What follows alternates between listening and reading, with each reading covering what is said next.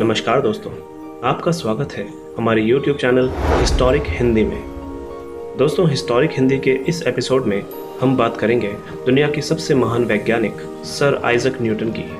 तो आइए जानते हैं सर आइजक न्यूटन के बारे में कुछ रोचक तथ्य। सर आइजक न्यूटन एक महान गणितज्ञ, भौतिक वैज्ञानिक, ज्योतिष एवं दार्शनिक थे, जिन्होंने सबसे पहले गति के तीनों नियमों का पता लगाया और गुरुत्वाकर्षण का सिद्धांत प्रतिपादित किया।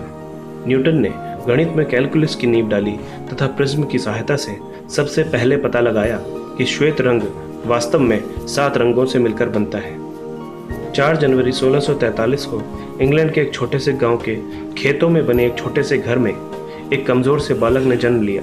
एक ऐसा नन्हा बालक जिसे जन्म के समय डॉक्टरों ने यह कह दिया था कि यह बालक शायद ही ज्यादा दिन तक जिंदा रह पाए।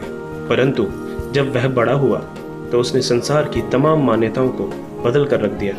वह बालक था आइजक न्यूटन, आज भी जिसकी गिनती इतिहास के सबसे महान वैज्ञानिकों में की जाती है। न्यूटन का जन्म उनके पिता की मृत्यु के 3 महीने बाद हुआ था। वे एक समृद्ध किसान थे। उनका नाम भी आइजक न्यूटन था। न्यूटन का जन्म समय से पहले हो गया था, इस वजह से वो काफ़ी कमज़ोर थे। 12 से 13 वर्ष की आयु तक उन्होंने द किंग्स स्कूल ग्रॉन्थम में शिक्षा प्राप्त की, जहां पुस्तकालय की एक खिड़की पर उनके हस्ताक्षर आज भी देखे जा सकते हैं। स्कूल में वे अधिक प्रतिभाशाली छात्र नहीं थे, लेकिन चित्रकला और मशीनरी में उनको विशेष रुचि थी। यह देखते हुए उनके चाचा ने 19 वर्ष की आयु में कैम्ब्रिज विश्वविद्यालय के ट्रिनिटी कॉलेज में एडमिशन करा दिया। न्यूटन को अपनी पढ़ाई का खर्च निकालने के लिए कॉलेज के मित्रों और धनी छात्रों के यहाँ काम करना पड़ता था। उस समय कॉलेज की शिक्षाएं अरस्तु पर आधारित थीं, लेकिन न्यूटन आधुनिक दार्शनिकों जैसे डेस्कार्टेस और खगोलविदों जैसे कोपरनिकस, गैलीलियो और केपलर के विचारों को पढ़ना चाहते थे। एक बार वे छुट्टियां बिताने अपने गांव वुल्सथॉर्प आए हुए थे। इसी गांव में उनकी मां का एक सुंदर सा बागीचा था। एक दिन न्यूटन अपने बागीचे में एक सेब के पेड़ के नीचे बैठे हुए कुछ सोच रहे थे। तभी अचानक एक सेब पेड़ से नीचे गिरा। उनके मन में यह विचार आया कि यह सेब सीधा जमीन पर ही क्यों गिरा, यह ऊपर, दाएं या बाएं क्यों नहीं चला गया, शेष दूसरी वस्तुएं भी जमीन की ओर ही क्यों गिरती हैं। उन्होंने निष्कर्ष निकाला कि निश्चित ही सेब का जमीन पर गिरने का कोई विशेष कारण है। निश्चित रूप से कोई बल उसे भूमि की ओर खींच रहा है।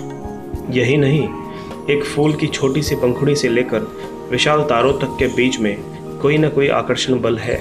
बाद में इसी आधार पर न्यूटन ने विश्वव्यापी गुरुत्वाकर्षण का सिद्धांत प्रतिपादित किया। इस सिद्धांत के अनुसार ब्रह्मांड में प्रत्येक वस्तु हर दूसरी वस्तु को एक आकर्षण बल द्वारा खींचती है, जो उसके द्रव्यमानों के गुणनफल के समानुपाती या दूरी के वर्ग के व्युत्क्रमानुपाती होता है। सन 1665 में न्यूटन ने कैम्ब्रिज विश्वविद्यालय से ही ग्रेजुएशन किया और सौभाग्यवश उस कॉलेज में उन्हें गणित के जाने माने प्रोफेसर आइजक बैरो के साथ काम करने का अवसर प्राप्त हुआ, जिन्होंने न्यूटन की प्रतिभा को पहचान लिया था।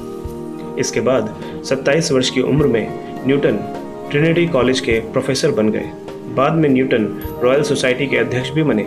न्यूटन ने ब्रिटिश सरकार की वार्डन और master of the royal mint बनकर सेवा की।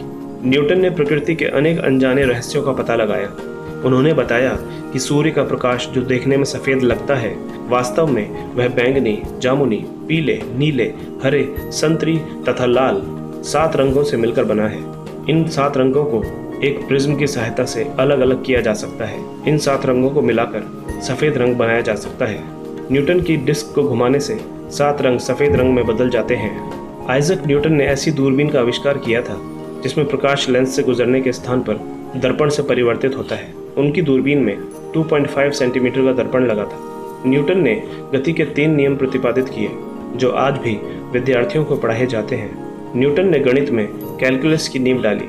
न्यूटन ने अपनी खोजों को 2 पुस्तकों के रूप में छपवाया। प्रकाश से संबंधित उनके आविष्कार ऑप्टिकस नामक पुस्तक में छपे थे तथा दूसरे आविष्कार फिलोसफी नेचुरलिस प्रिंसिपिया मैथमेटिका नामक पुस्तक में, जो कि सन 1687 में प्रकाशित हुआ। उम्र के अंतिम पड़ाव में भी न्यूटन खगोलीय पिंडों से संबंधित खोज कार्यों में लगे रहते थे। 84 वर्ष की उम्र में भी वो रॉयल सोसाइटी की एक मीटिंग की अध्यक्षता करने गए, लेकिन लौटने के दौरान वे बीमार पड़ गए। 31 मार्च 1727 को उनका देहांत हो गया।